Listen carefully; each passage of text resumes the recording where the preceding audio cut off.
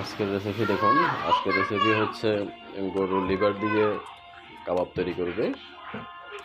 প্রথমে লিভারগুলোকে ছোটো ছোটো টুকরো টুকরো করে কাটবে, চর্বিগুলো আলাদা করবে আর মাংসটা আলাদা করবে। তারপরে মরিচ মশলা দিয়ে এগুলো মিক্স করবে। বাহ, কি সুন্দর একটা বিড়ালও আছে, দেখছেন? বিড়ালও খাচ্ছে। পরে এগুলো স্টিকের মধ্যে ঢুকাবে, সবগুলো সুন্দর করে সেট আপ করবে। তারপরে কিছু পেঁয়াজ মরিচ কেটে নেবে সালাদের জন্য, টমেটো কাটবে পাতলা পাতলা করে।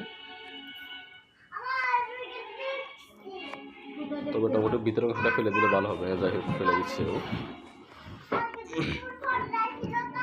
এগুলো দিয়ে সালাদ তৈরি করবে আর কি।